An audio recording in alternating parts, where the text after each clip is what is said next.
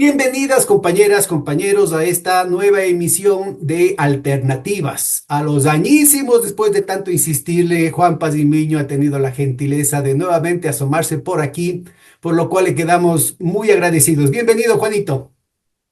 Gracias, Pedro. Ciertamente nos vemos a los años, pero siempre estamos en contacto al mismo tiempo. Así Así es es, que así vamos es. adelante y gracias a las personas que nos van a escuchar y nos van a ver.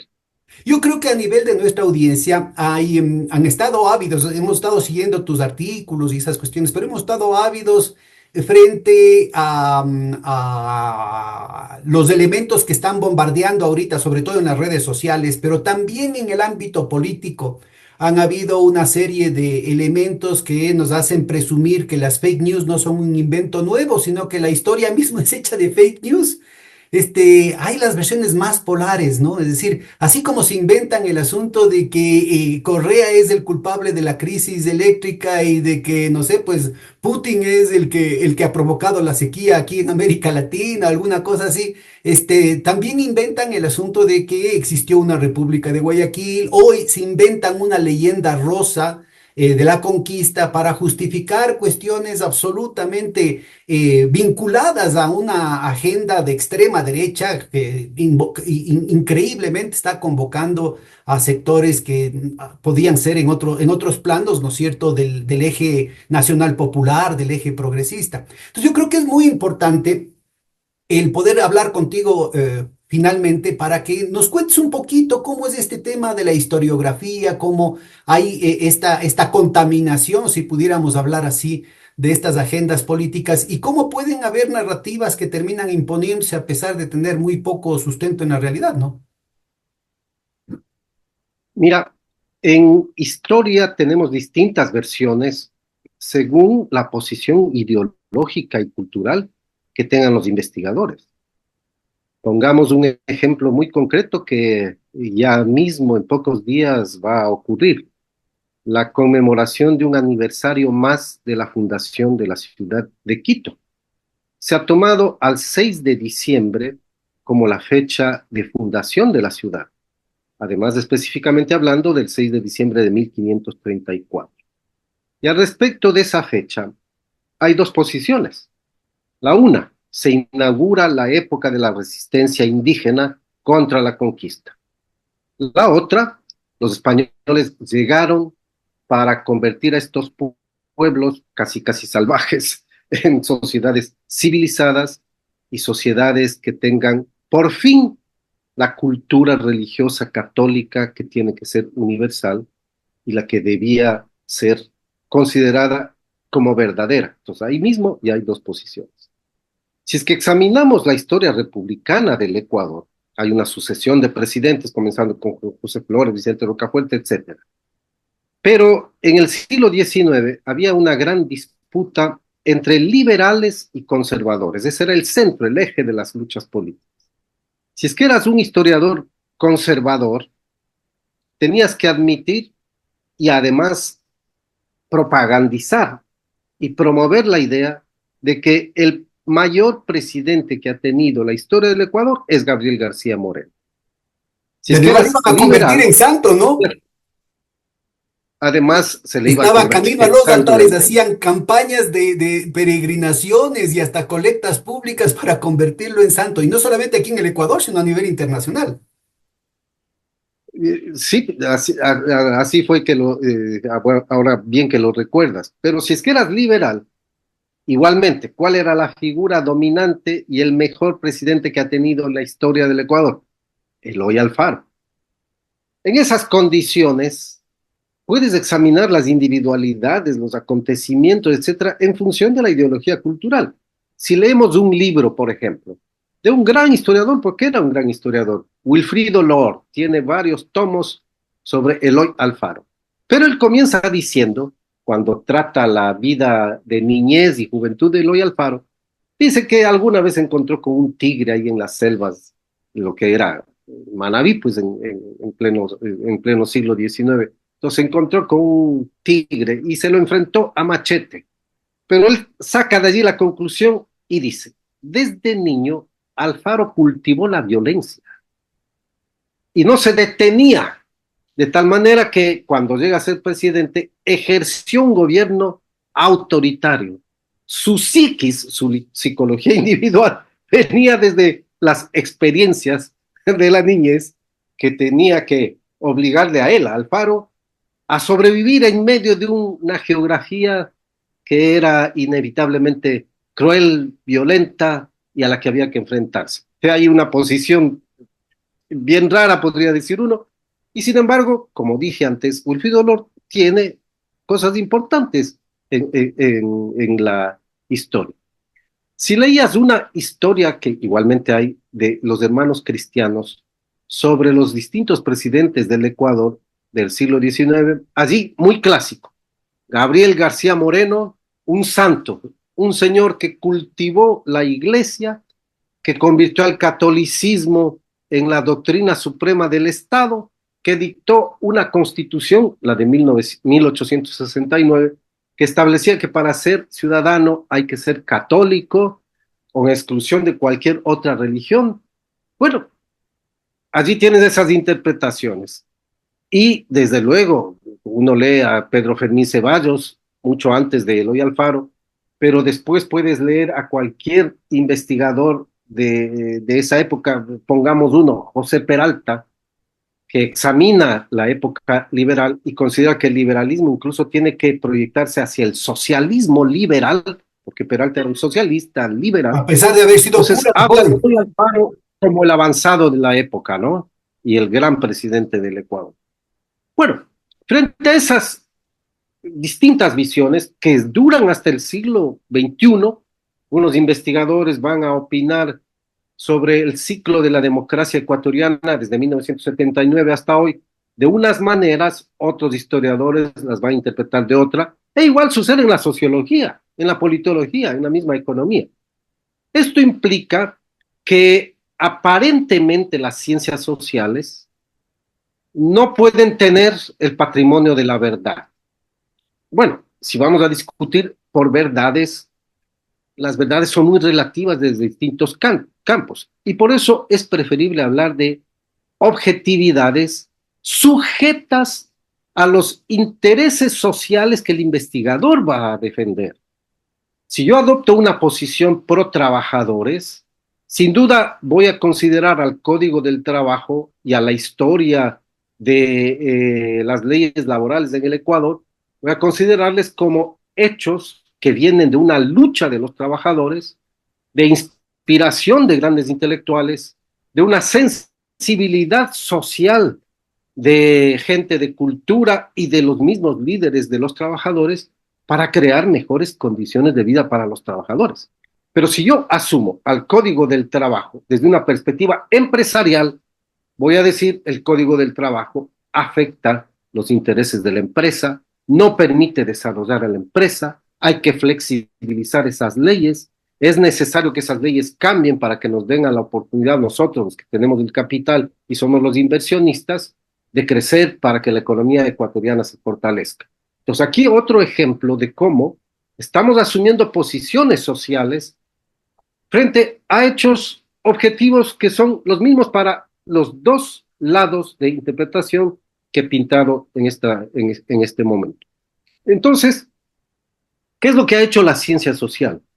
La ciencia social dice, hay que buscar la verdad, sí, cierto es. La verdad objetivamente, sí, cierto es. Pero depende, además, de qué situación social vamos a defender, de qué interés social vamos a defender, lo que el marxismo llama de qué posición de clase vamos a tomar. Si por los trabajadores o por los empresarios, por las clases medias, ¿qué es lo que va a pasar en función de que adoptemos un punto de vista relacionado con las condiciones sociales? No son las nuestras, no son ciencias exactas como la matemática, la física, la química, y por tanto nuestra ciencia, nuestras ciencias sociales, están dependiendo por consiguiente de las posiciones sociales que tienen los agentes, los Ahora, en intelectuales, esas quienes realizan posiciones la historia. sociales, en esa visión del mundo, ya no es solamente la posición de clase, que sin duda juega un papel preponderante, pero también hay intereses geopolíticos, hay visiones del Ah, desde mundo, luego. hay visiones Desde incluso religiosas, ¿no es cierto? Y hay planos étnicos, es decir, el mundo, la misma realidad, sí, puede ser vista objetivamente desde condiciones totalmente distintas, porque, qué sé yo, el mundo indígena las vivió de una manera totalmente distintas a la la del mundo conquista, blanco mestizo, por la ejemplo, ¿no? conquista, la conquista. La conquista, la misma Porque independencia. los indígenas experimentan la conquista, nuestros pueblos aborígenes, pongamos las dos grandes civilizaciones, mayas, perdón, aztecas e incas. Eh, eh, Vamos a ir a colocar en la provincia del Chimborazo o de Cotopaxi, las centrales del Ecuador, Tungurahua, sobre todo Chimborazo. Suponte que vamos a ir a poner un monumento a los conquistadores en medio de las comunidades indígenas. Bueno, literalmente nos van a sacar a patadas. Sin embargo, en Quito, fruto de los años en que predominaba cierta ideología prohispánica y además cierta visión españolista, muy adentro de las conciencias de la época, se han puesto monumentos a Sebastián de Benalcázar, a Pizarro, a Orellana. Entonces, claro, choca según el grupo social. Y no es una visión aislada la del mundo indígena, es una visión, como tú decías, antropológica, étnico-cultural, porque sus valores son distintos. Sus pueblos fueron los sometidos, sus pueblos fueron los arrasados 500 años atrás. Entonces, difícil que hoy tengan que reivindicar, por ejemplo, una posición hispanista. En cambio, los hispanistas toman al revés la situación. Allí los conquistadores vienen y fundan una nueva sociedad, introducen el catolicismo, introducen los valores de la España de la época que perduran hasta nuestros días. Entonces, toda una cultura que gira alrededor de este eje hispanista. A lo que voy con estos ejemplos es a nuevamente retomar el hilo de que la historiografía, la historia y las ciencias sociales en general tienen distintas posiciones, ante todo por la perspectiva social de la cual uno parte para analizar la situación. Desde luego, no solamente es eso, juegan las geoestrategias mundiales, juegan también las fuerzas que se mueven para imponer visiones a los pueblos, de tal manera que los colonizadores, por ejemplo, en el África imponían desde el idioma, porque sabían que de esa manera imponen un tipo de visión cultural a las poblaciones sometidas. Pero digo nuevamente, desde las ciencias sociales no basta solo tener una posición de clase, sino que hay que tener, sin duda alguna, una rigurosidad en cuanto a buscar la verdad objetivamente, que implica examinar fuentes, examinar a fondo lo que se ha escrito sobre uno u otro tema, y eso puede llevar a jornadas realmente agotadoras, como son las que los científicos sociales en serio manejamos. No manejamos una opinión superficial. Tú has trabajado y eres un gran lector, un gran investigador. Nuestros colegas, amigos que están a nuestro alrededor académico, son profundos investigadores, van a fuentes, estudian estadísticas, ven informes. Los historiadores, como yo, acudimos a los archivos para sacar de allí documentos que nos permitan entender la situación. No podemos construir una historia o una ciencia social sin esa investigación. Tenemos una posición de clase, sí, tenemos una posición social, desde luego, pero si no tenemos los datos, los instrumentos, los libros, los archivos, los informes presidenciales, los informes ministeriales, las relaciones de las crónicas de la conquista, si no leemos todo eso y leemos muchísimo, la gente en el Ecuador, de lo que se sabe, lee 1.5 libros al año. Bueno, tú y yo tenemos una práctica especial. A la semana estamos leyendo 2, 3 libros. Si es que podemos y alcanzamos, hacemos un libro diario. Entonces, esa es la idea de quien maneja la ciencia social para efectos de, con ello, entender la sociedad.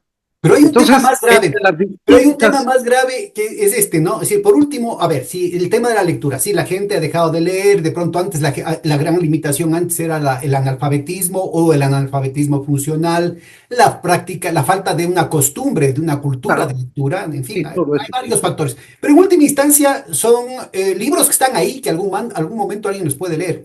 Empieza a ser cada vez más evidente que tanto en el pasado como ahora, parte de la disputa, que es una verdadera guerra cultural, involucra la destrucción de fuentes y la invención de fuentes, y la invención de estas evidencias sobre las cuales, digamos, los más rigurosos cientistas sociales estarían escarbando indicios de la verdad. El problema es que, por ejemplo, por decirte alguna cosa, acaba de salir ahora a la luz el asunto de que se habían construido con inteligencia artificial videos pornográficos con la cara del actual presidente de la Asamblea, que en ese momento estaba interpelando al presidente banquero Lazo.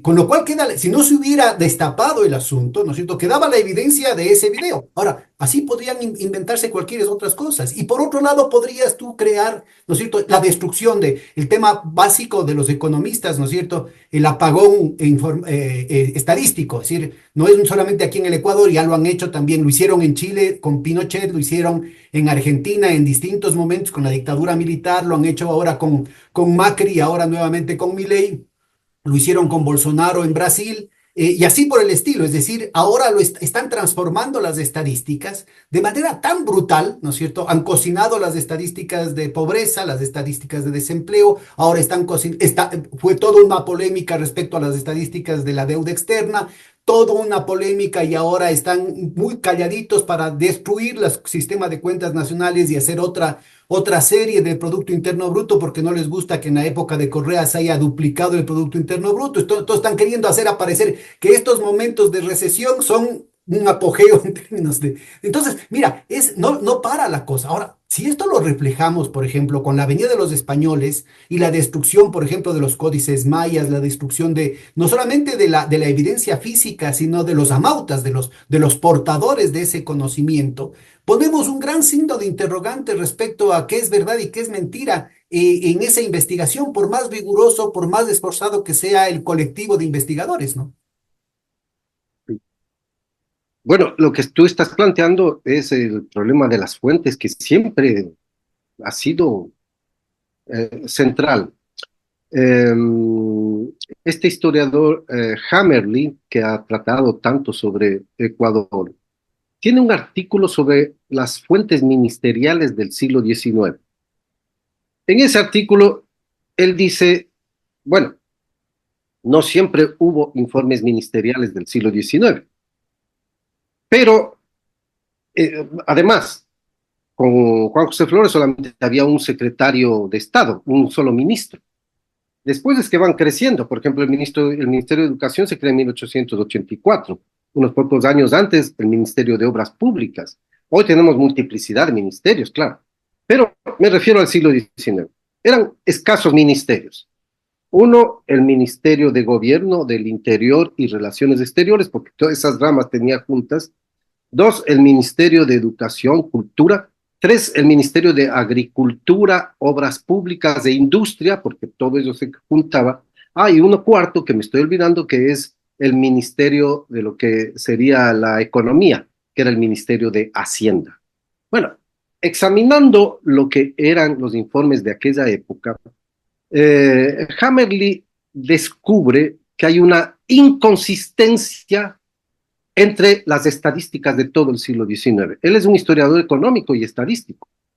Entonces, encuentra las inconsistencias del siglo XIX y no solo eso, dice, además, en algunos casos, las estadísticas son evidentemente mentirosas, porque no es posible concebir, y pone algunos ejemplos. Entonces, eso implica que incluso tomando las fuentes, tenemos que tener mucho cuidado para no usar una, que es lo que hacemos los científicos sociales.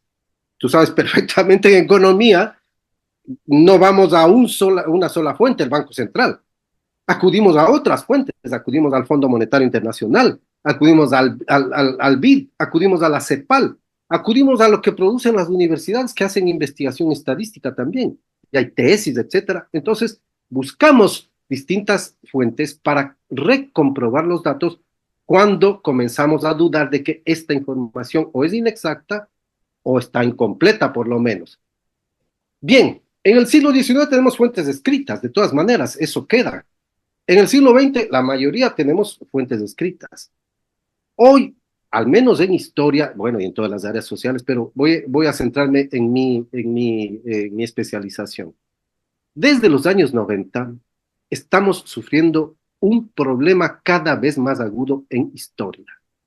La información impresa no está quedando para la posteridad, pero sí quedan las páginas web, los informes en las páginas web, etcétera.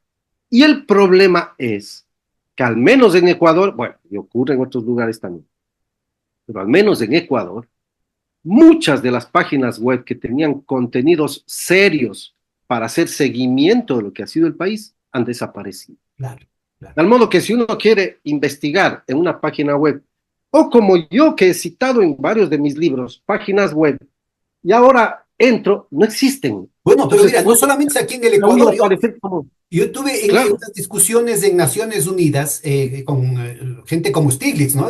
Discusiones frente al plenario de los representantes plenipotenciarios de los países, foros y paneles de toda la comisión sobre la crisis financiera, y esos estaban colgados en la página web, ahora han desaparecido. Y lo desaparecieron. mismo te diría, por ejemplo, en cosas tan diversas como la Superintendencia de Control del Poder de Mercado y el Instituto de Investigaciones Económicas de la Católica. Es decir, toda la biblioteca de fuentes digitales que estaba ahí presente, muy fácilmente puede ser o desaparecida o resuelta a discreción, digamos, qué es lo que conviene y qué es lo que no conviene que se vea, ¿no? Entonces, hacia futuro, imagina tú, queremos reconstruir los últimos gobiernos. Gobierno de Rafael Correa, gobierno de Lenín Moreno, Guillermo Lazo, Noboa. Reconstruyamos esos gobiernos con fuentes históricas. Si uno va a las bibliotecas, es muy poco lo que se ha escrito. Sobre Correa, sí, yo mismo hice una relación de como 100 obras que hay sobre Correa. Sobre Moreno, hasta hoy que conozca yo hay una. Sobre Lazo, conozco que hay una. Sobre Novoa no hay ninguna todavía. Obras. Ahora, vamos a fuentes. ¿Dónde buscaríamos fuentes sobre estos gobernantes? En los informes presidenciales. Los presidentes normalmente dan sus informes el 10 de agosto de cada año. Pues durante los 3 últimos gobiernos, Moreno, Lazo y Novoa, busquemos a ver si está eso allí. Están unos videos. Verás que esto de Yo ahí, tengo que además de una esto de aquí, fuente. no es un tema, fíjate, esto de aquí no es un tema académico. De acuerdo a la ley, tanto de la Constitución como la Ley Orgánica de Planificación y Finanzas Públicas, es obligatorio que los candidatos Obligatorio. presenten su plan de gobierno, que el candidato ganador registre el plan de gobierno y que luego en el presupuesto y en el informe a la nación se haga seguimiento de lo que estaba planificado, incluyendo, por ejemplo, en este caso tan pertinente, el Plan Nacional de Electrificación. Bueno, ninguno de los tres presidentes ha cumplido con nada, ni siquiera con los planes que ellos prometieron. Acuérdate de toda una vida de Moreno. Quedó, ni en estribillo de canción no quedó. Entonces, Pero recuerda otras el fuentes. tema de la absoluta desinstitucionalización de nuestros países pasa también por esta sistemática destrucción de la verdad, ¿no? Recuerda otras fuentes. En la Universidad Católica, yo era profesor de economía y usábamos, entre otras cosas, para mi propia formación, conocimiento y hablar del asunto, yo daba, recordarás, historia económica. Bueno, una de las fuentes que utilizaba para los datos económicos son los informes anuales del gerente general del Banco Central del Ecuador, impresos. Hoy no hay un solo informe del gerente general del Banco Central del ¿En Ecuador serio? en el Internet, en el Internet.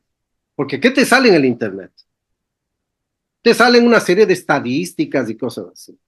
Pero de años pasados, vamos a suponer los años 90, del inicio del 2000, o sea, Entremos a ver si es que hay informe del gerente general del Banco Central del año 2000.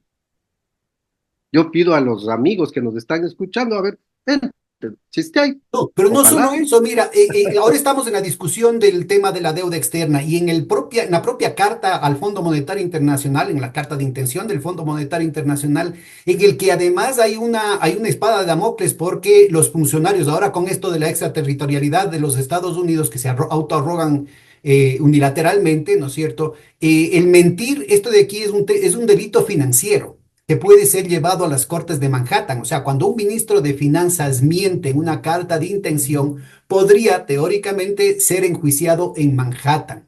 Y en Claro. esa carta de intención hablan de que la deuda externa que recibió este gobierno en 82.000 millones de dólares y pico iba a llegar después de todo lo que estaba planeado, en el caso exitoso y triunfalista en que eso suceda, a 93.000 millones de dólares a finales de año. Si te metes ahorita a la página web del Banco Central, resulta ser que la deuda externa está en 32.000 millones de dólares. ¿De dónde se sacan esas cifras? O sea, no hay. Y lo mismo en el caso, recuérdalo, la ministra encargada de la energía, que decía que el gobierno de Novoa ha generado más electricidad que todo el gobierno en los 10 años de Correa. Así es como han afirmado. Bueno, entonces ya no hay ninguna posibilidad de referencia, ni siquiera en estos documentos oficiales, ¿no? Ahora, yo te hago esta Y eso pregunta que se porque tú produce en eres, la tú eres uno prensa, de los, estás en la vanguardia de los historiadores con lo que se conoce como la historia presente, la historia del presente, ¿no es cierto? Rompiendo una serie de límites académicos que asumían que no, que lo que es hablar de historia del presente es convertirse en periodistas. Bueno, vos además eres periodista, pero hay una disciplina específica que ha ido ganando credenciales en los espacios más rigurosos de la academia de un lado y de otro, precisamente de la historia del presente, que yo creo que con los ejemplos que estás dando iluminan muchísimo lo que se dio en el pasado. Es decir, el momento en que empiezan a desaparecer, por ejemplo, las actas de fundación o los templos, acuérdate los talibanes destruyendo a cañonazo limpio las estatuas historia, budistas destruyendo de historia. miles de años, o los gringos yendo a quemar los museos y destruyendo las bibliotecas y saqueando para vender para beneficio personal las reliquias del museo de Bagdad, de Basora, de todo lo que habían sido digamos, las fortalezas de una tradición milenaria. Acordémonos de los incendios de la Biblioteca de Alejandría. En fin, es decir, estamos hablando de que es una verdadera guerra cultural, una verdadera guerra por la mentalidad de la gente. Y alguien dijo, quien controla el pasado, controla el futuro. Y además, sumo a lo que estás diciendo, esta fórmula contemporánea de ocultar y tergiversar la información. Pongo un ejemplo. El SRI, Servicio de Rentas Internas, publicaba los grupos económicos del Ecuador. Y tú entrabas a la página web del SRI, te salían los grupos económicos, entrabas a cada grupo económico y veías qué cantidad de redes empresariales tenían estos grupos. Hoy entras, no hay esa información. No existe. Entras al Banco Central, como ya Perdón, dije y que no antes, es solamente una falta de información, sino precisamente son los grupos a los que se están había ocultando. ajustado las tuercas para que Exact- paguen impuestos y eso había generado una eficiencia recaudatoria sin Exactamente. precedentes. Desde la época de Elsa de Mena, ¿no es cierto? Lo que se tenía es una mejora en la recaudación, sobre todo de los impuestos de los empleados públicos y algo en el tema del IVA. Pero a partir sobre todo de Carlos Marx Carrasco empieza justamente el ubicarse estos contribuyentes especiales que tenían por la magnitud de la riqueza que monopolizaban, los monopolios están omnipresentes en la historia del país, en la economía ecuatoriana, resultaba ser que era donde mayor evasión de impuestos había. Y uno de los efectos más importantes fue que se redujo el déficit fiscal a pesar del aumento de la inversión pública, a pesar del aumento del gasto en educación, en salud, en obras de infraestructura, precisamente porque se obligó a las grandes empresas a que paguen los impuestos que debían. Tanto el gobierno de Moreno como el gobierno de Lazo, como el gobierno de Noboa han hecho todo lo posible, no solamente para no cobrar impuestos, sino para buscar mecanismos de exonerarles de impuestos, lo que se llama gasto fiscal. Los El año educaron, los anterior acabó educaron. en más de 7.000 millones de dólares. Casi todo el déficit fiscal estuviera solamente en lo que les regalan a las grandes mineras, a los grandes bancos, a las grandes petroleras. Pero Así es. también, ¿no es cierto?, el perdonarse. El propio presidente perdona a su familia o no le da la gana de cobrar a su familia 155 millones de dólares. Y encima de eso le está dando devolución del IVA con el tema supuesto de los proyectos de vivienda, le está dando con los supuestos proyectos para fomentar el turismo, con las zonas francas, una cuestión así. Entonces, ubiquémonos, ¿no? Que no se trata de un problema de que, es que el Juan Pazimiño es filático y le gusta meterse, es ratón de biblioteca y le gustan estas cosas, sino que tienen efectos directos sobre la situación de nuestro país. Es decir, se dice, no se pudo reparar las centrales termoeléctricas que en lugar de producir los 1.500, 1.600 megavatios que estaban instaladas para hacerlo, estaban dando solamente 400 y no se pudo hacerlo porque faltaron 80 millones, 150 millones. Solamente cobrando a la familia Novoa hubieran podido cobrar eso de ahí. Por eso necesitan ocultar esa información. Ahora, Y esto de oculta, aquí tiene un oculta. efecto brutal. El rato que alguien venga, ¿no es cierto?, en el pasado y diga, sí, en realidad, pobrecito, este gobierno no tenía un centavo, pero también nos están comiendo el cuento ahorita. Entonces, Sí, esta cuestión entre la historia y el presente se vuelve tremendamente, como te digo, crítica en circunstancias en las que hay una agenda específica por distorsionar los hechos. Ahora, ¿cómo, a dónde nos puede llevar este tipo de cosas, Juan? bueno, se debilita la investigación en el campo de las ciencias sociales en general y en la historia en particular. Imaginemos después de 50 años investigar sobre esta época que estamos viviendo hoy. Va a ser bastante difícil encontrar fuentes y además comprobar ciertas fuentes porque está faltando el impreso, ya que las páginas web desaparecen o se quitaron ciertas informaciones y no hay más. Mira tú, que mi práctica, ¿cuál es para poder alimentar mis propios archivos? Mi práctica es, necesito estas fuentes e inmediatamente las guardo Como como cosa archivos tuya, como electrónicos propiedad en mi personal. propio computador. Claro, porque ya sé, y me ha pasado que después reviso no solamente lo mío, sino que reviso alguna información que había sobre este tema. No hay. Yo tengo el impreso en PDF, de todas maneras, por lo menos eso me sirve, pero ya no hay esa información. Yo Y recuerdo, ahora que consulta mencionas, firmemente. yo recuerdo cuando recién regresé de Gringolandia con el PhD, estaba en plena crisis bancaria y yo me puse a investigar las offshore, entonces me metí a la superintendencia de bancos y empecé a sacar una cantidad de información que era, pero así a ojo vista, escandalosa. El reto que comenté con algunas autoridades del Banco Central y quise regresar a la página web para mostrarles los datos donde los había sacado y unos datos habían desaparecido y otros simplemente los habían cambiado. Así de Así es, si se sencillo, ¿no es inventan, cierto? Se cambió la historia. y se Se inventan inventan. datos Ya te increíbles. digo, que por favor revisen, comparen los datos del Fondo Monetario Internacional con los datos que tiene el Banco Central respecto a la deuda externa. Así es, así es. Y bueno, lo que ahí se ve incluso ya las posiciones de clase van más lejos. El enfrentamiento, la necesidad de dominio, quien quiere dominar igual oculta las raíces de su propio dominio, pues. Y por eso mismo esconden los datos o los tergiversan, etcétera. Qué distinta actitud, mira tú hablando esto de fuentes, qué distinta actitud que tiene hoy la oligarquía de América Latina, que esconde datos, cuando al comienzo del siglo XX le encantaba publicar los datos. Pongo un ejemplo. En el Ecuador se publicó en el año 1920, me parece que es alrededor de esa fecha, la famosa Guía Comercial y Agrícola de Guayaquil, una fuente primaria fundamental. Privada. Nombres y apellidos, con nombres y apellidos, está la lista de la oligarquía ecuatoriana en general y de Guayaquil en particular.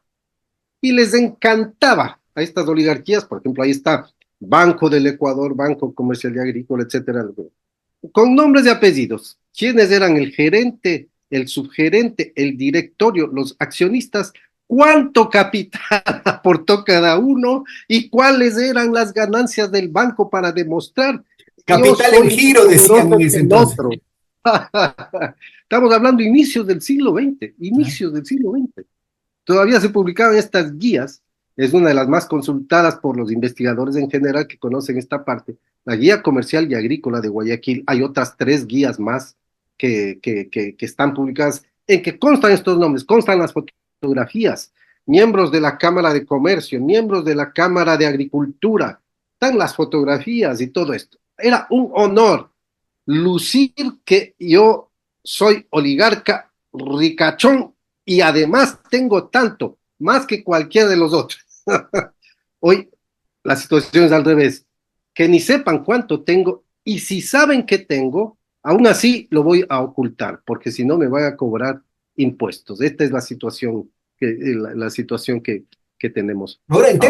en términos geopolíticos, esto también ha tenido muy importantes repercusiones. Es decir, yo creo que es muy significativo, te digo, porque yo he estado haciendo seguimiento, en algún momento estaba haciendo seguimiento a una empresa editorial que es fundamental para todos los journals, no solamente de economía, ¿no? Todos los journals científicos son producidos por un grupo de editoriales a nivel mundial, algunas de ellas universitarias, pero de las privadas, de las independientes, una que es muy conocida es el Sevier.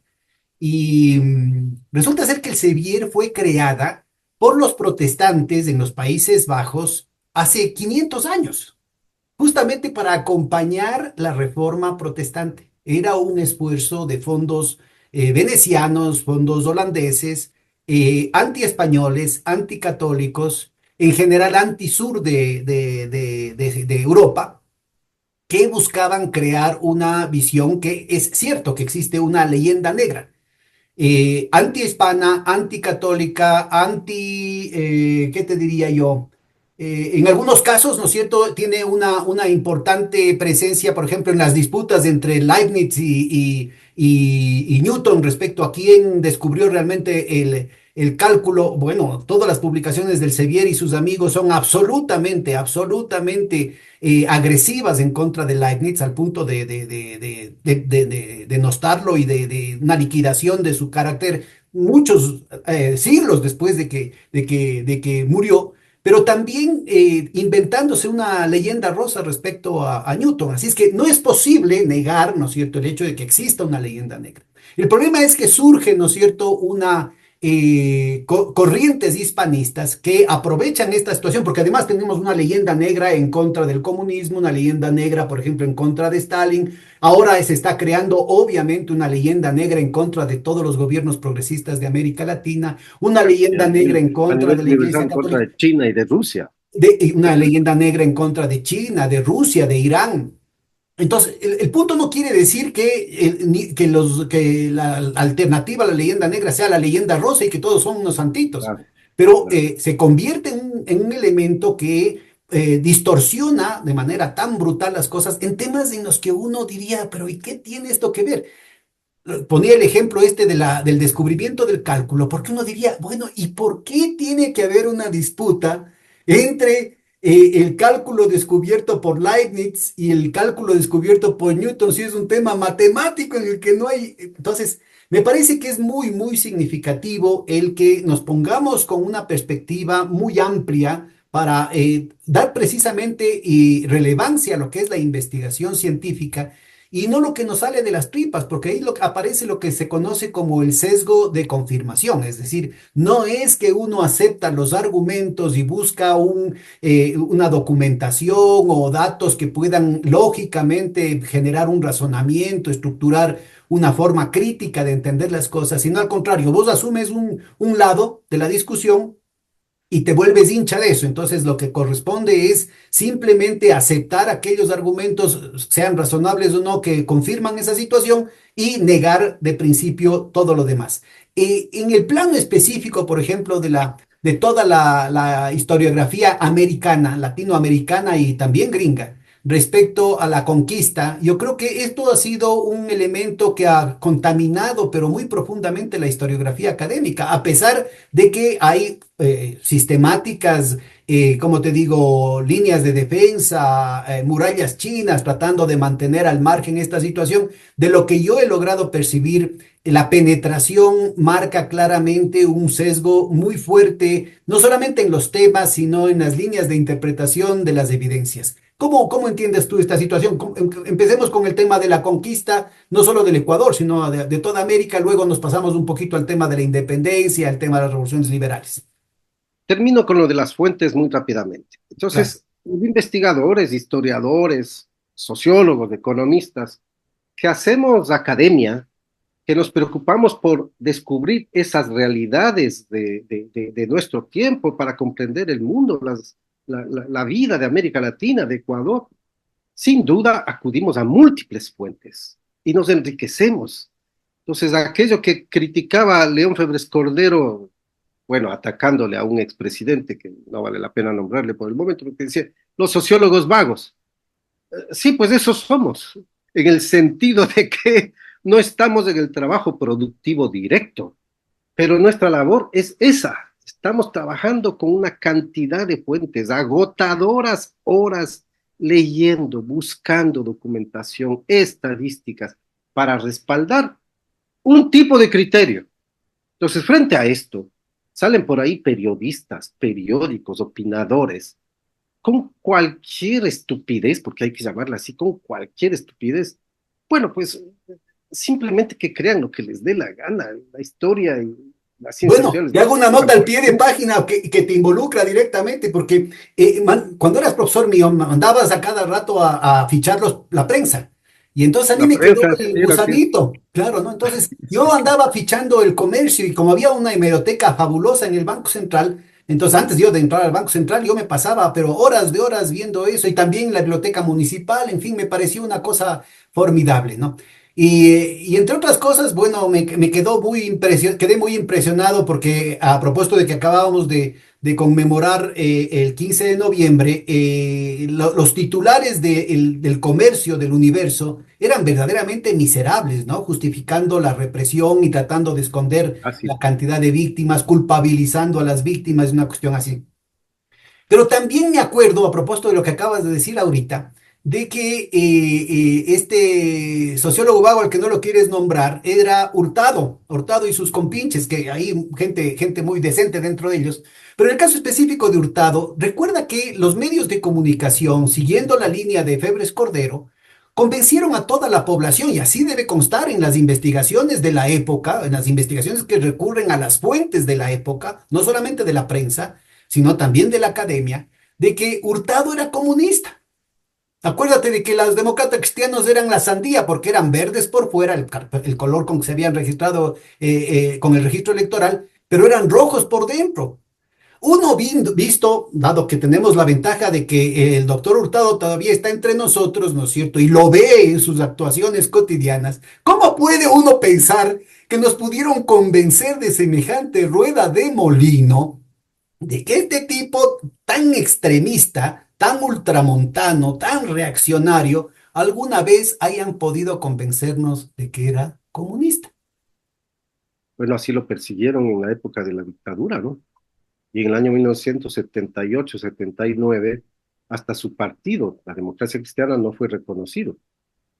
Hurtado tuvo que afiliarse a CFP para participar en las elecciones como candidato vicepresidencial de Jaime Toldós. Hurtado, el más célebre trabajo que tiene es sin duda El poder político en el Ecuador, que es un libro muy bien tratado, muy seriamente tratado. Después da un giro de más de 360 grados. Ahora es miembro del grupo IDEA y se codea con la ultraderecha mundial y es el gran asesor teórico de la ultraderecha del Ecuador. Bueno, así son las cosas del antiguo comunista o filocomunista, ahora en el otro extremo. Pero más que referirme a esta parte muy singular y muy rápidamente, tenemos que referirnos en general a los historiadores, a los sociólogos, a los economistas, a los politólogos que están actuando contemporáneamente, que estamos activos, que estamos procurando que el Ecuador comprenda mejor, más adentro las cosas. Nosotros usamos muchas fuentes, usamos multiplicidad de fuentes. Usamos el Internet, usamos Facebook, usamos Twitter, no podemos creer sino con pinzas lo que se produce en Facebook, en Twitter, evidentemente. Con pinzas hay que tomar esas informaciones. Tenemos que ello comprobar con otro tipo de fuentes y otro tipo de datos. Así es que nuestra labor es una labor, como dije, una palabra que es correcta, agotadoras horas en seguir para descubrir la verdad objetiva desde nuestra posición. Y una de esas cosas que ocurre ya en el campo de la historia es la referencia a hechos del pasado, ya no solo el presente, sino a hechos del pasado, que también provocan doble interpretación en el presente, como es el hecho de la conquista española. Para nosotros ha estado siempre claro que la conquista española fue una brutal incursión de agentes españoles, de gente española a los conquistadores, que sometieron a nuestros pueblos, a los incas, a los aztecas, los mayas, bueno, quedaban pocas comunidades, el antiguo imperio prácticamente estaba desaparecido, pero aztecas e incas, concentrémonos en los incas, que es lo más cercano que tenemos para Ecuador, porque aquí instalaron su sistema que duró por lo menos unos 70 años en lo que hoy es Ecuador. Entonces, los españoles llegaron a subordinar, a dominar. El oro era el móvil de su posición. Conquistar tierras era el móvil de su posición. Generar siervos de la gleba, porque venían del medioevo, están con el espíritu aquel de que hay que cultivar tierras y siervos para que sirvan en ello. Entonces, las encomiendas como institución para lograr esta situación de servidumbre de los indígenas. Claro, 200 españoles que realizan la conquista de lo que hoy es Ecuador no pueden derrotar fácilmente a un imperio de 10 millones de habitantes como es el Incario. Entonces, porque resultaría imposible. Claro. Entonces, ciertamente que se unieron a los españoles comunidades indígenas que querían librarse del dominio de los incas de una parte, pero que también tenían conflictos entre ellos. Los quitus de Quito con los de el norte del Perú, claro que tenían conflictos igual. Y entonces se Y las unen. panacas dentro del propio Incario, pues la panaca de Y las Huayna que panacas, estaba bueno, eso es evidente. Cada vez que con Huáscar. lograban arrasar con uno de los incas, iban y también sacaban toda la panaca, todos los ancestros que tenían en Lima, en Cusco, perdón, y los destruían y arrasaban. Entonces, claro, son las conflictividades de aquella época. Pero a lo que voy es a que sabemos muy bien que la conquista fue una imposición, fue una subordinación, fue brutal. Exterminaron indígenas fruto de esa conquista, más las enfermedades y más el trabajo ultra explotador que instalaron. A fines del siglo XVI, la población indígena de 10 millones se había reducido a 1 millón de habitantes. Ese es el golpe de la conquista. Pero claro, utilizando este mecanismo de que la conquista ha servido al mismo tiempo para traer la civilización occidental, la religión católica, etcétera, hoy ha surgido un grupo que se identifica como hispanista que dice que los conquistadores eran libertadores de pueblos, Bueno, y está que la película llegaron aquí a la la película del Mel conquista. Gibson, ¿no? El apocalíptico era un poco esa tesis, Sí, ¿no? sí, sí, Ahora, uno de sí, los sí, argumentos es a que librar a los pueblos. ¿de dónde sacan estos historiadores de que hubieron 10 millones de indígenas y quedaron en dos? Y cuando hablan de toda América Latina, dice, ¿de dónde se inventaron estas cifras de demográficas, ¿no? Si no habían Bueno, censos. no había censos, no se hacían censos, pues, pero sí hay cálculos que se puede hacer de poblaciones sobre la base de las crónicas que dejaron los mismos españoles que escribían. Bueno, y hay Las técnicas crónicas avanzadas que dan cuenta de qué lastimosamente poblaciones no había. se han puesto en todo lado, pero hay un estudio en ese entonces se llamaba Orston, que era la cooperación francesa, que hacían estudios paleobotánicos Sí, sí, sí. de la olla del Imbabura y mostraban que hace 600, 700 años la olla del Imbabura tenía la misma densidad de población por lo que encontraban a nivel de los cultivos, de las semillas los rastros de la agricultura, tenía la misma densidad de los años 70, de Sí, 1970.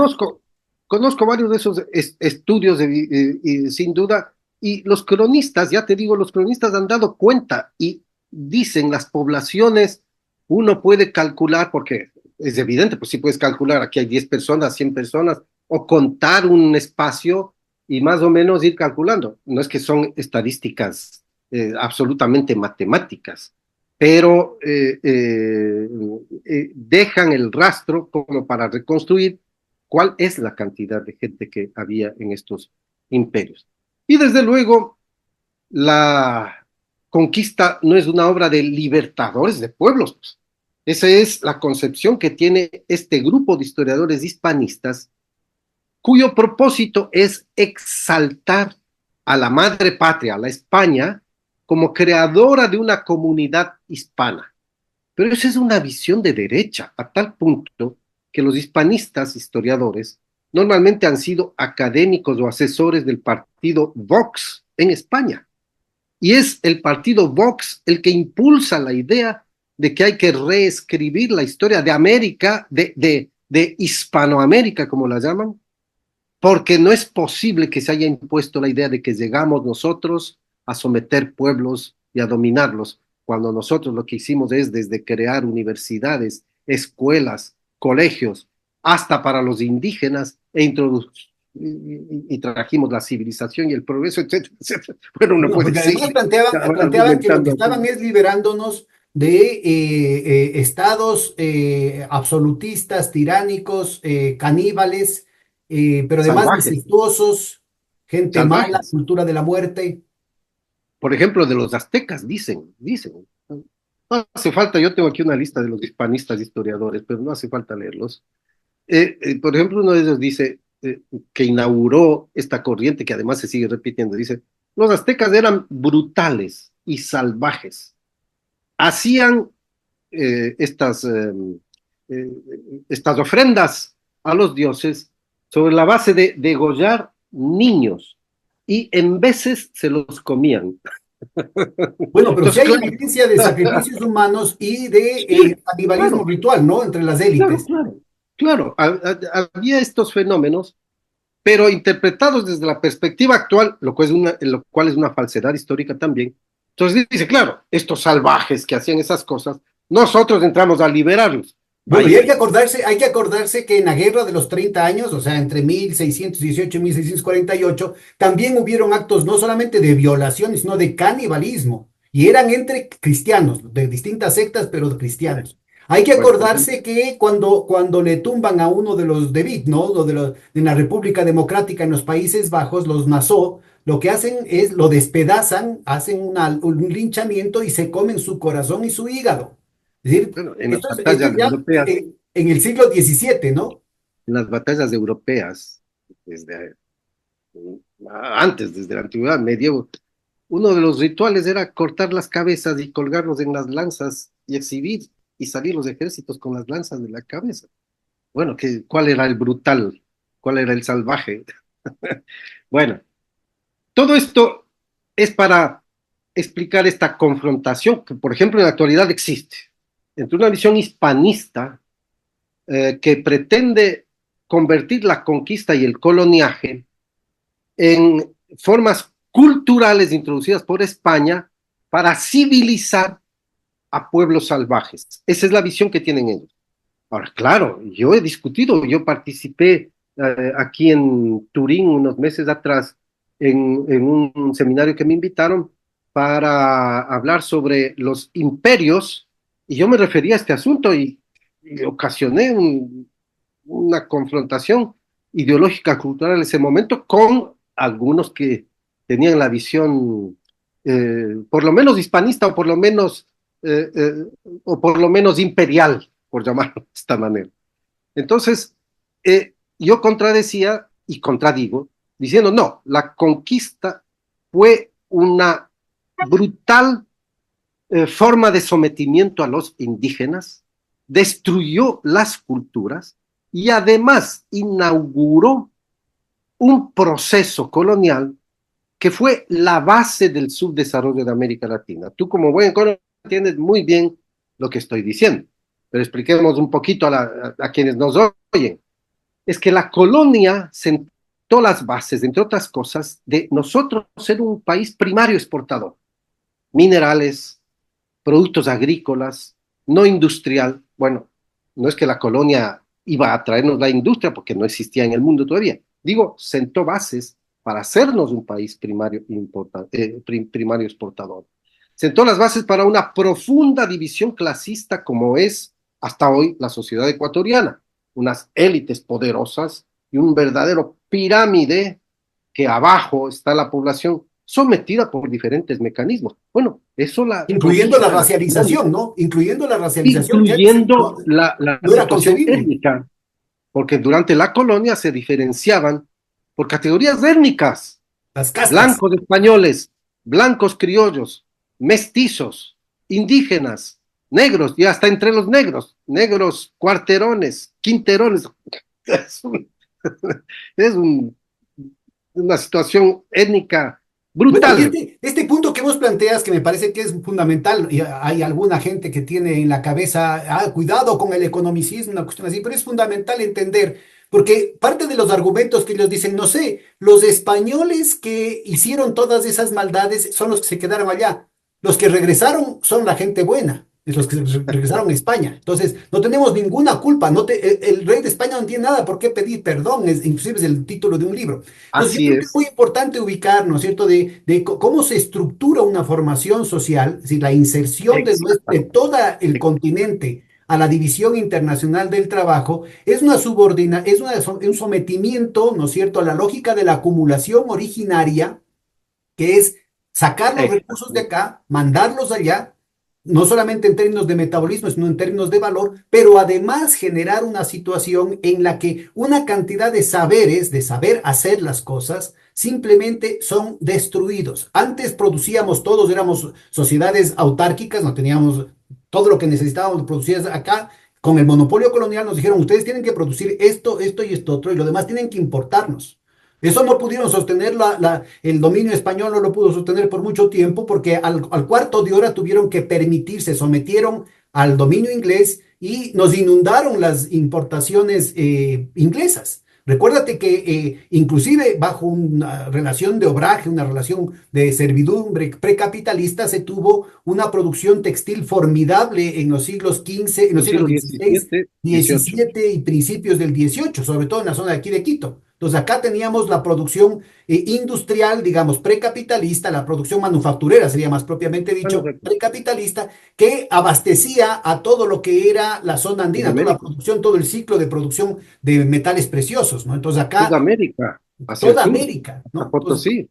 todo eso es destruido justamente por estas relaciones de dependencia y de subdesarrollo que se Exactamente, reproducen de manera ampliada hasta el presente. así es. Por eso es que los neoliberales y todos los economistas que tienen la visión del mercado y todas estas cosas no entienden el mundo. Entienden ciertas estadísticas, pero no entienden el mundo. No conocen nada de América Latina porque no pueden explicar. Les preguntas a qué se debe el subdesarrollo, entonces dirán, bueno, es que faltan capitales, faltan empleo, falta alfabetización, qué sé yo. ¿Y a qué se debe eso? Es que faltan capitales, porque si no hay capitales no hay empleo, si no hay empleo no hay educación, si no hay educación no hay trabajo, si no hay trabajo no hay inversión, si no hay inversión se dan las vueltas. Eso es lo que se conoce como el círculo vicioso de la pobreza. No puedes explicar más allá de eso, es increíble. Pero no tienen Claro. una perspectiva histórica, no pueden entender las perspectivas históricas. Ahora, lo triste de esta situación es que en el marco de una cuestión tan evidente como esta, es decir, necesitaríamos más programas para profundizar cada uno de estos temas, ¿no es Sí, cierto? Pero me parece que en este análisis que tú estás haciendo de ubicando las utilizaciones políticas y geopolíticas de la historia, me parece muy triste que de cuando en cuando, sobre todo cuando hay tensiones dentro del bloque de poder, se avivan los sentimientos regionalistas y empiezan a también es construirse otro elemento. narrativas.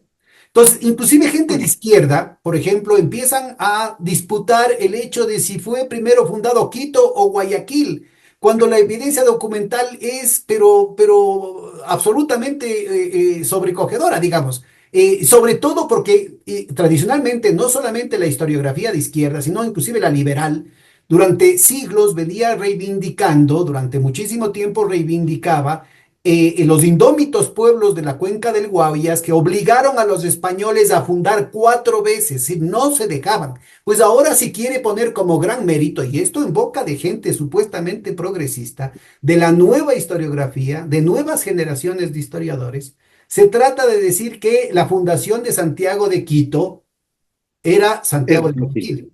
Bueno, Cuéntanos un poquito cómo es posible que haya cabida para este tipo de cosas, a pesar de que existen los documentos, ¿no? Existe la documentación respecto a esta situación y además existe la evidencia arqueológica de que Guayaquil era correspondía, digamos, lo que ahora es Guayaquil, correspondía a una zona de agricultores comunitarios, señoríos étnicos, con una densidad poblacional y una importancia económica mucho menos apetitosa para la construcción del imperio español, mucho menos apetitosa para la construcción del imperio inca, basado en la tributación de grandes masas de población sometidas a otros estadios de ordenación estatal, de comunidad todavía, pero con sometimiento estatal. Es decir, tanto en el oriente como en la costa, lo que predominaban eran poblaciones comunitarias, básicamente guerreros, con una estratificación muy ligera, ¿no es cierto?, que no se sometía a las necesidades de tributo sistemático que primero las aprovechan el Tahuantinsuyo y luego la misma maquinaria, la misma situación, el mismo mecanismo es exacerbado por la conquista española. bueno, en todo país hay una serie de visiones regionalistas, regionales, y en el caso del Ecuador es muy activo el regionalismo de Guayaquil, el centralismo regionalista de Quito, el de Azuay igual, y el de Loja incluido, a tal punto que en 1859 teníamos 5 gobiernos: Ibarra, Quito, Loja, Cuenca, Guayaquil. El país estaba por destruirse. Loja, y Loja, pues. Loja, sí. Entonces estaba por destruirse. Y es García Moreno, ahí una cosa objetiva. García Moreno es el gran unificador y creador del Estado Nacional que tenía que sujetarlo porque de lo contrario este se habría desaparecido.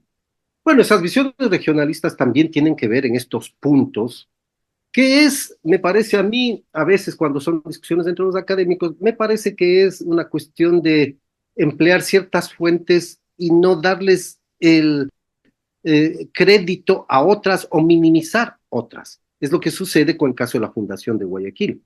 Pero más grave es el caso de la independencia, porque en cuanto a la independencia, en Guayaquil se sostiene que ellos hicieron el primer grito de Pero ahora, independencia antes de propiamente saltarnos a la el independencia, 9 de permíteme octubre. otro elemento que me parece, porque de la conquista era una situación absolutamente, era una campaña de guerra y se hacía sobre la marcha, ¿no es cierto? Habían varios grupos conquistadores, entonces se podría disputar de alguna manera, pudiera disputar el tema institucional, sin hacer concesiones al hecho fundamental, ¿no es cierto?, que es claudicar frente a una perspectiva, ¿no es cierto?, de lo que es la defensa de la libertad de nuestros pueblos que estaban siendo subyugados. ¿Por qué va a ser un mérito el que le funden o le conquisten antes de tiempo? Como bien decías, la disputa del 6 de diciembre es no porque ganaron, sino porque comenzaba la resistencia de Quito, que durará mucho tiempo y que seguirá siendo indómita durante muchísimo tiempo. Yo creo que es muy importante un elemento que me parece ineludible, porque yo lo vi, o sea, en algún momento yo tuve acceso a la cédula de fundación de la Real Audiencia de Quito de 1563 que empezaba, y yo vi el facsímil y vi también la traducción, porque se requiere paleografía para eso, y decía, Don Felipe, por la gracia de Dios, rey de España, las Sicilias, y era como un párrafo entero, eran como 20 líneas de todos los dominios que tenía Felipe II, y entonces explicaba, ¿no es cierto? Y decía, por el sur hasta Tumbes, Chachapoyas y todo eso, inclusive, y entonces hablaba hasta la Amazonía, hasta el río Amazonas, que ya para entonces había noción de eso, y por el norte decía Buenaventura, Popayán, Cali, exclusive. Pero hay de estos historiadores que dicen con todo el desparpajo de que no hay ninguna evidencia de que Guayaquil y Cuenca estuvieron sometidos administrativamente a Quito, jamás. Cuando hay Bueno, estos documentos, que esto sí, sí ya es en el claro. marco de la Por eso te institucionalidad. decía, usan unos documentos con más fuerza y a otros los minimizan.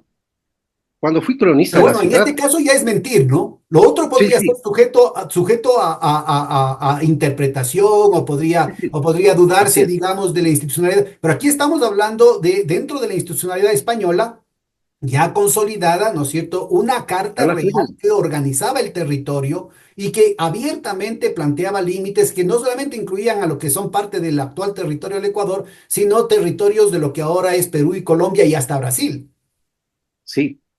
Cuando fui cronista de la ciudad de Quito, a mi cargo estaba el Archivo Metropolitano de Historia. Y ahí tenemos las cédulas y está el documento que tú mencionas, más las cédulas que se establecen al fundarse las ciudades. Hay una primera fundación de Quito, el 15, hay una primera fundación, perdón, cuando está subiendo Diego de Almagro por toda la sierra hasta llegar a Quito. Hay una primera fundación el 15 de agosto de 1534 de la ciudad de Santiago en Quito. Esto ha dado lugar a una interpretación variable. Riobamba dice esa era nuestra. Quito dice es nuestra. Guayaquil dice es nuestra. Hay una historiadora, Sasdi, que es la que, entre otros, dio la versión de que como llegaba también Pedro de Alvarado por la costa, entonces a Diego de Almagro no le quedó más de medio que adelantar la fundación de una ciudad en la costa, a la que le llamó Santiago. Todos los guayaquileños dicen, esa es Santiago. Claro, pero es una interpretación. Yo no la voy a cuestionar, pero simplemente voy a decir, no es categórico el asunto, porque igual disputábamos Quito y disputaba Riobamba igual esa fundación de Santiago.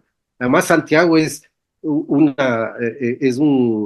una idea que los españoles tenían cada vez que se querían salvar de algo, ¿no? Santiago de Chile, No, pero además Santiago de Brasil, Santiago. pero además es el tema del Santiago Matamoros que se Sí, convierte sí, en sí, sí. Santiago Mata Indios, ¿no? Con la Claro, por eso es que las continuidad cronistas de indios, del varias genocidio cronistas, y sí, del Islam en la península ibérica que se la traslada acá a América claro. Latina, Es América. que esa es la mente que tienen los conquistadores, no están como entrando otra vez a expulsar a los moros.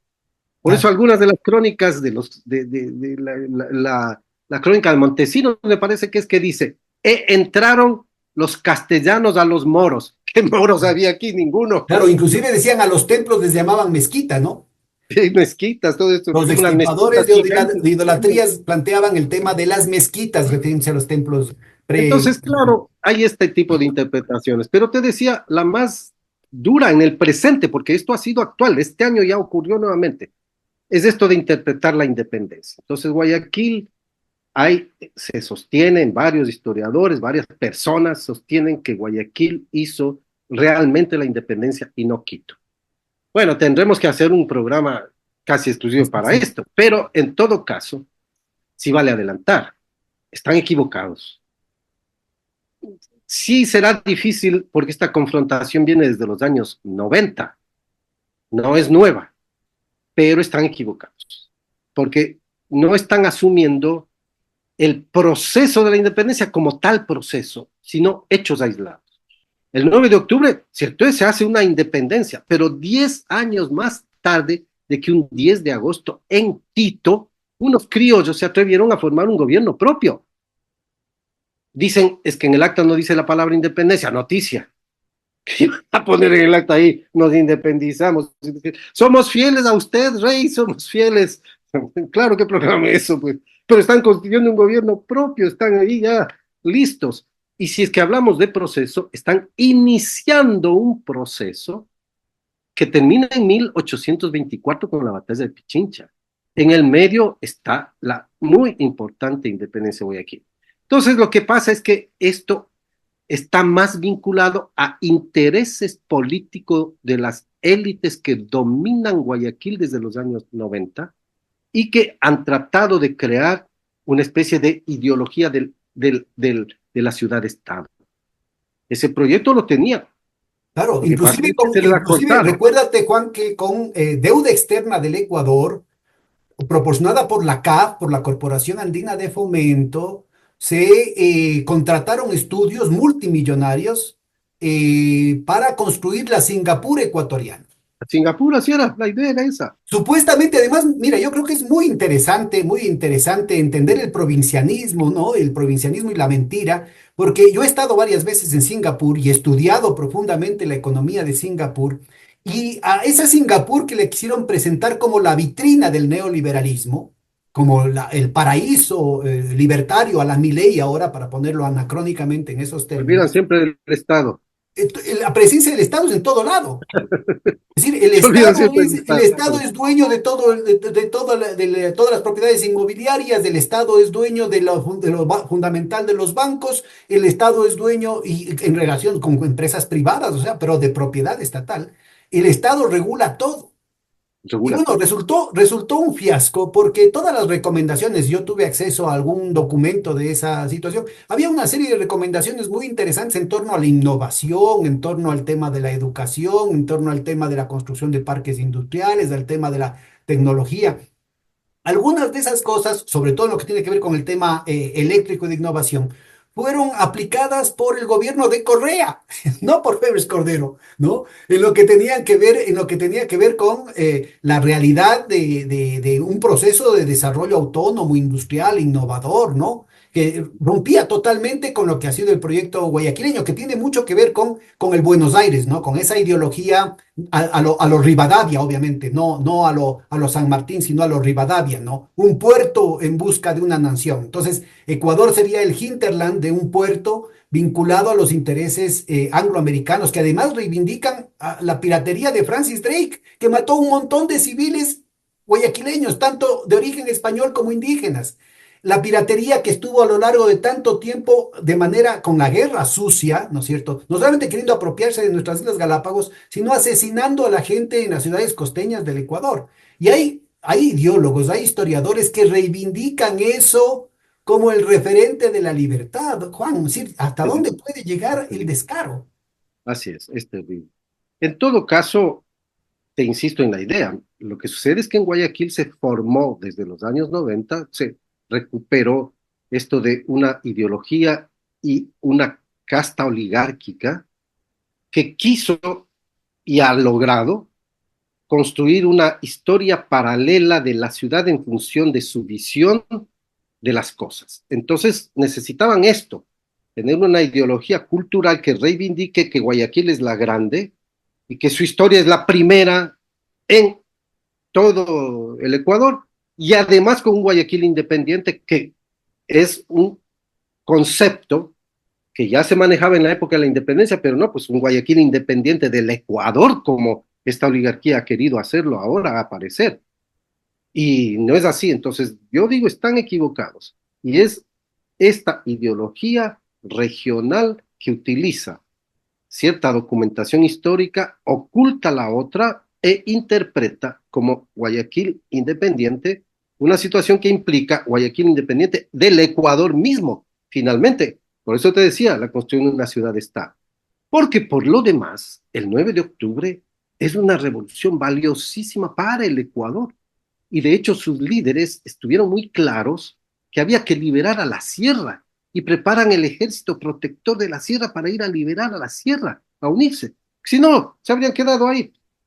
Y Entonces esto de hablar de con república personajes de Guayaquil, como Rocafuerte, como Olmedo, ¿no es cierto?, que el estuvieron propio Olmedo, involucrados desde antes en un el propio proceso de Olmedo, independencia de toda la América hispana. Porque claro, si recordemos que Rocafuerte, Latinoamérica, eso es parte también de la leyenda negra, producido por Napoleón III para tratar exacto, de someter, digamos, cualquier idea de hispanidad también en ese sentido, ¿no? Entonces yo creo que es sí, eso sí importante había, sí es cierto. ubicar, aquí no son blancos y negros, sino que son procesos muy importantes en el que la contribución, qué sé yo, de José Mejía Lequerica, de Olmedo en las Cortes de Cádiz, marcaban claramente el objetivo fundamental, estructural del Sí, proceso de revolución de ese entonces, que incluía a los peninsulares. Y que solamente después, por el fracaso de esa alternativa de sociedad liberal industrialista, es lo que termina en la fragmentación y en la independencia. La independencia siempre fue un punto secundario.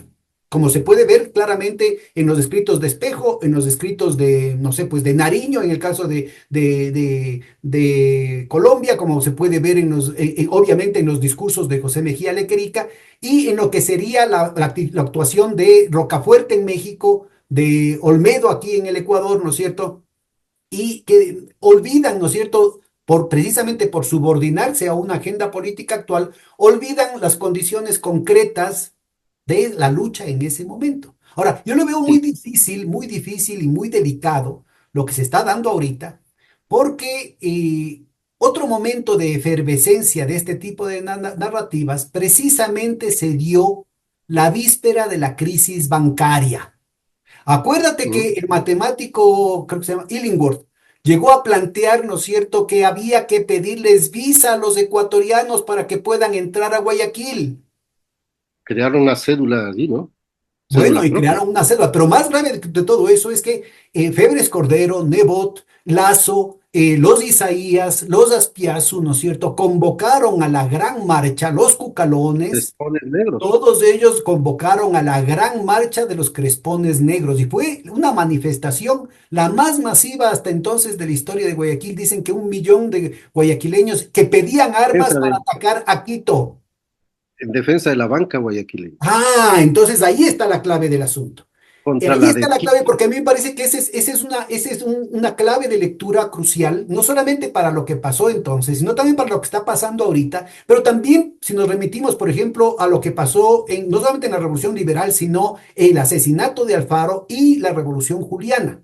Entonces yo creo que hay un elemento muy importante, es la Es una mano cosa, oscura, los protervos intereses detrás de esta oligarquía. Yo no estoy una diciendo cosa que todos parecida a lo que sean ocurrió conscientes de lo que están haciendo, pero que nos acordemos que lo que decían que era el centralismo absorbente, en realidad lo que estaban es escondiendo una crisis bancaria en la que los principales bancos guayaquileños iban a desaparecer. Les faltó tiempo para construir el asunto, pero muy bien hubiese podido, digamos, borrarse, hacerse agua a lodo la crisis si se daba en el medio de un conflicto interno.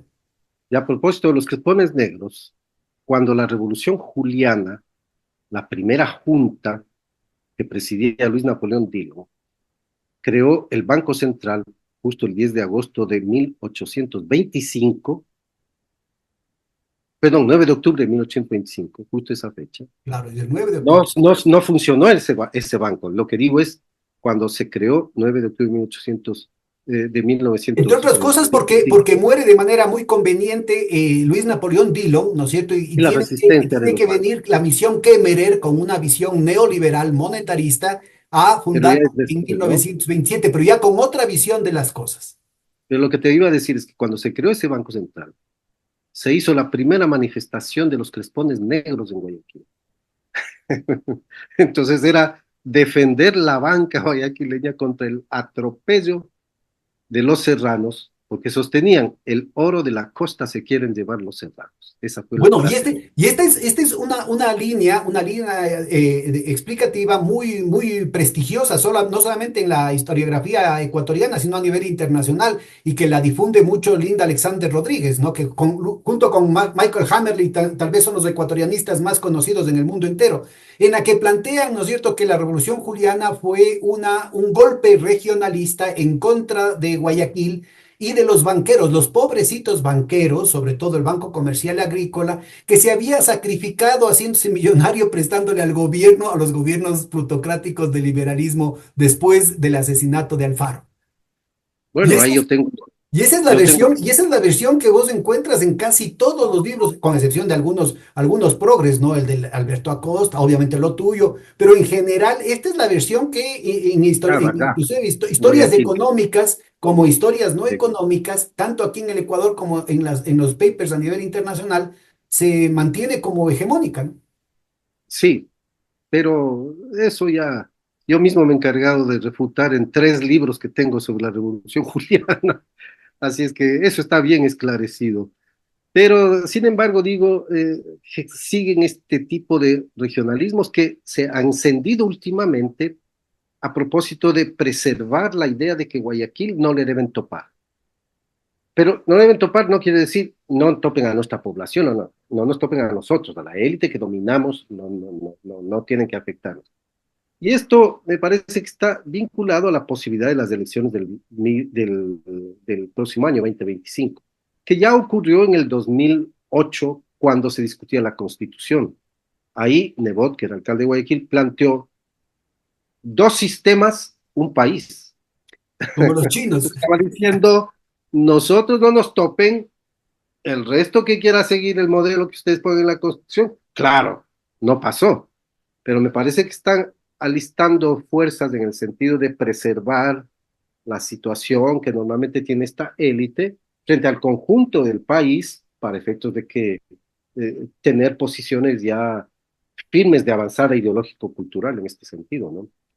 Pero bueno, Ahora, estos son temas apasionantes. ¿cómo ves tú esta, ya para ir cerrando esta situación, cómo ves ya a nivel académico el debate aquí dentro del Ecuador? O sea, más allá de lo que sería el amarillismo de la prensa o los golpes de efecto con intereses político-electorales, ¿no es cierto? O probablemente los impactos que están siendo financiados en ciertos sectores precisamente porque quieren cubrir la situación de guerra entre bancos que se está dando ahorita, se dio hace 25 años, se dio en 1925 y se dio en la época de Don Eloy. A ver, cuéntanos un poquito cómo se está dando a nivel de la producción intelectual, de la producción académica este debate. Estos dos debates fundamentales, el tema de la conquista Yo y el tema estoy de la ahora independencia incluyendo.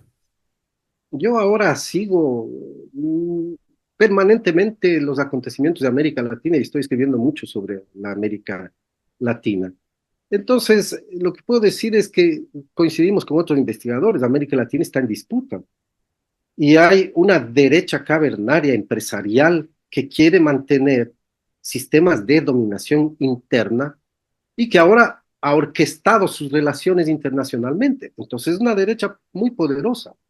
Y desde luego eso choca con el interés que tenemos sectores sociales más amplios para que se establezcan economías y sociedades en nuestro continente, en nuestra América Latina, que procuren más bien el bienestar colectivo y que coloquen a nuestras poblaciones en situación de vida ya del siglo XXI, no del siglo XIX, del siglo XX, del siglo XXI, con bienestar social, con buenos ingresos, buenos salarios, seguridad social, educación, todo esto. Entonces, estamos en esa disputa.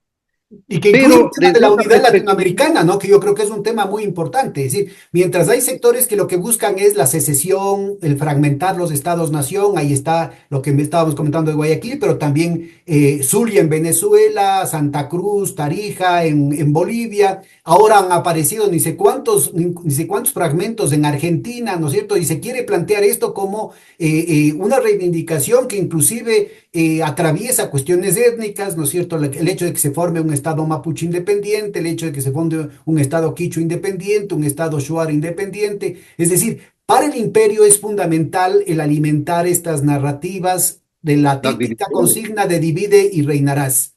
Mientras y que, para ¿no es dar el cierto? La privilegio, historia muestra que o América se une, América Latina se une, también probablemente recuperando la relación cultural con la península ibérica, ¿no es cierto? O simplemente termina siendo pasto no solamente de mayor explotación, sino eventualmente del nuevo arco del conflicto, es decir, del complejo industrial militar con todo tipo de conflictos fronterizos, secesionistas, étnicos, guerrillas, todo tipo de cosas con tal de convertir ahora América Latina en lo que ya está dejando de ser el Medio Oriente y lo que está dejando de ser África, ¿no? ese es un problema. O sea, América Latina en disputa entre las élites y los sectores sociales más amplios, eso es lo que está ocurriendo. Y al mismo tiempo, el deseo geoestratégico de los mismos Estados Unidos por impedir que China, Rusia sean influyentes y penetren en la región para conservar su americanismo que ha implicado hasta hoy dominación. No tenemos un proyecto liberador desde el imperio, no hay eso no ocurre en nuestra América Latina. Pero quiero ir concluyendo con esta idea, desde la perspectiva personal, me siento bastante frustrado en el sentido de que mi generación, nuestras generaciones, manteníamos debates un poco más sólidos sobre el país, había perspectiva del desarrollo, había perspectiva del cambio de estructuras, del cambio de sociedad. Teníamos idealizaciones también, lograr derrotar al capitalismo mañana y crear una nueva sociedad. Pero me siento triste también por eso, porque los debates contemporáneos en el Ecuador, al menos, ¿qué están debatiendo? Están debatiendo un TikTok, están debatiendo una frase, están debatiendo un tipo de vestuario, un tipo de imagen de una familia residencial, como que es un modelo al cual hay que llegar. Estamos debatiendo cosas tan intrascendentes en la vida cotidiana como unas festividades o cosas así. Bueno, eso digo desde el punto de vista personal. Desde el punto de vista de historiador, de académico, de investigador, claro, comprendo que todo esto también responde al papel que juegan medios de comunicación, la falta de educación, la rapidez con que las noticias fluyen e impiden un acercamiento más dedicado a esto que llamábamos antes, la lectura, es el conocimiento racional más profundo de las cosas. Es muy rápida ahora la circulación de información, de datos, de mensajes, de imágenes, lo cual ha hecho pues que también los políticos, hasta los progresistas de izquierda y todo esto, tengan que jugar con estos nuevos valores que tiene la sociedad para efectos de poder triunfar en elecciones. Si me preguntas del 2025 qué va a pasar, te responderé, felizmente yo no puedo votar, yo no voy a votar. Complicada la situación, pero yo creo que aquí está el papel específico de la academia, de la seriedad, de que estos Sí, regímenes de verdad muchísimo. basados en los sentimientos, en ser hincha de tal cosa o de tal otra cosa, y que las razones, los documentos, las evidencias son un papel totalmente aparte, el entender que el pensar en la gente, el pensar en lo nacional, en lo popular, en un futuro de desarrollo para el país, no son sueños estúpidos, sino que forman parte fundamental de las condiciones de convivencia. Y eso es lo que se está despreciando. Es decir, cuando se está creando, ¿no es cierto?, narrativas que lo que hacen es contribuir al odio, sembrar las condiciones, dar el marco teórico para el conflicto, para la animosidad, para el odio, ¿no es cierto? Esto, por más que pueda ser prestigio y plata en lo inmediato, financiación, conferencias, viajes al exterior, en lo inmediato puede significar en el futuro inmediato una situación de tremenda incertidumbre y eventualmente espirales dolorosas en nuestro país. Yo te agradezco, Juanito, por las palabras que has tenido y vamos cerrando con unas últimas para despedir la sesión. Y esperamos que se pueda rápidamente también lograr cambiar las estructuras latinoamericanas. Digo, es una aspiración, cambiar rápidamente las estructuras latinoamericanas y las de nuestro país, porque de lo contrario se están acumulando fuerzas sociales que no sabemos a dónde pueden llegar. Y esto podría estallar en una verdadera guerra civil de la propia región, en la que ya las élites son confrontadas abiertamente por los sectores populares, trabajadores, campesinos, indígenas, clases medias, que ya no pueden continuar viviendo en la postergación en que estamos continuando en el siglo XXI, ¿no? Y ya tenemos que cambiar esta situación. Pero esto, claro, es una simple especulación teórica, no es que esto va a ocurrir, pero digo, se están acumulando pues. Por el momento lo que sí podemos hacer es que tenemos en el Ecuador desafíos cruciales. La economía, el trabajo, la inseguridad, los bienes y servicios públicos tenemos que fortalecer. Y para eso vamos a continuar haciendo nuestra labor académica, nuestra labor intelectual, nuestra labor de difusión, todos los que estamos comprometidos en estos campos, para alimentar estas ideas en favor del cambio social que el Ecuador necesita con urgencia. Muchas gracias, Juanita, que encontremos en el pasado la reserva moral para afrontar los desafíos que tenemos inmediatos y que no sea más bien el cultivo del odio y del conflicto. Un gran abrazo, cuídate. Gracias, un abrazo, chao.